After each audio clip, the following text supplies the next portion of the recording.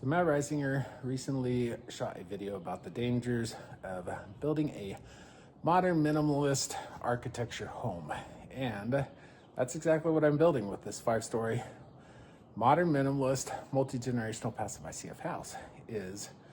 I have the skill set to do modern minimalist. And basically modern minimalist means pretty simple. So in my case, it's basically a giant rectangle. However, the problem with building in the modern minimalist architecture way is there's not a lot of forgiveness, especially when it comes to keeping your walls from getting wet and getting destroyed and your building dying.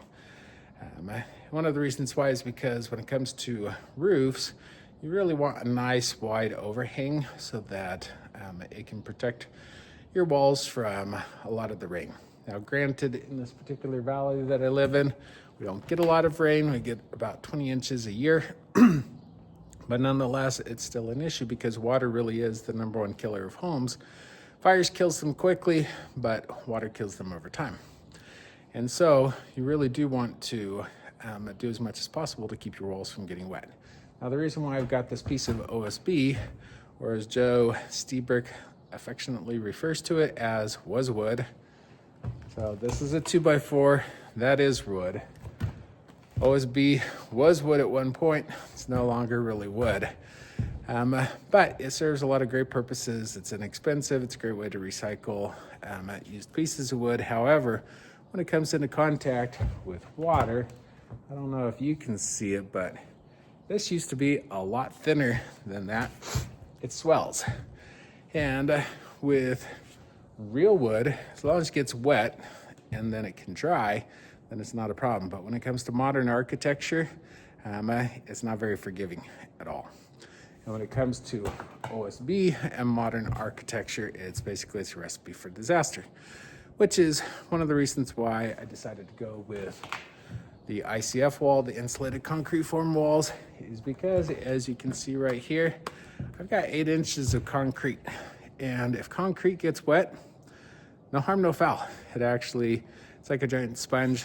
It just takes that moisture, distributes it to the rest of the concrete, which in my case is over 1 million pounds. So it's over 1 million pound of thermal battery, but also it's 1 million pound in terms of it being a sponge.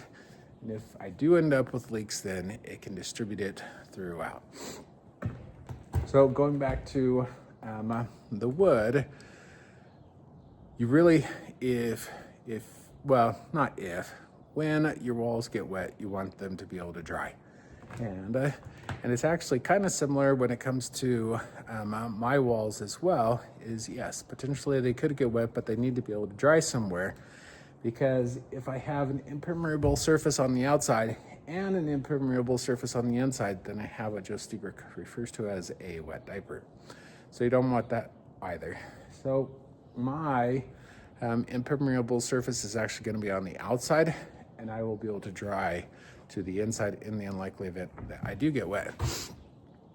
But there's many things that I'm going to do to prevent with my modern minimalist look. One of them has to do with these window sills. I will have it slope with a 5-degree to the outside. So if water does get behind my windows or into my windows, because windows do fail, then it will drip down and it'll go to the outside. And then on the outside, I actually am going to do a rain screen. So a rain screen can be as thin as 1/4 of an inch, which is actually what I'll be doing. So 1/4 of an inch every 16 inches on center, so that when I put my exterior siding, which is kind of the first line of defense against the water hits the exterior siding. If it gets behind the exterior siding, then it's going to run into another layer of foam, and then every 16 inches I will build up that foam 1/4 of an inch, and then that allows any bulk water to get behind and to shed down. And then in terms of my windows, the other thing that I'll be doing is I will actually be using a product called Proseco, and it's a liquid flashing. So that liquid flashing is going to be going around the corners, and that's how I will be flashing my windows. So Yes, I will only have 4-inch overhangs because it is a modern minimalist look. And when the water does get behind my siding, then it's going to be able to just go all the way down. But like I said, going with ICF, super forgiving because it can get wet. It's not that big of a deal. It's just a giant sponge. So if you are thinking about doing a modern minimalist look, I would highly recommend go with the ICF walls.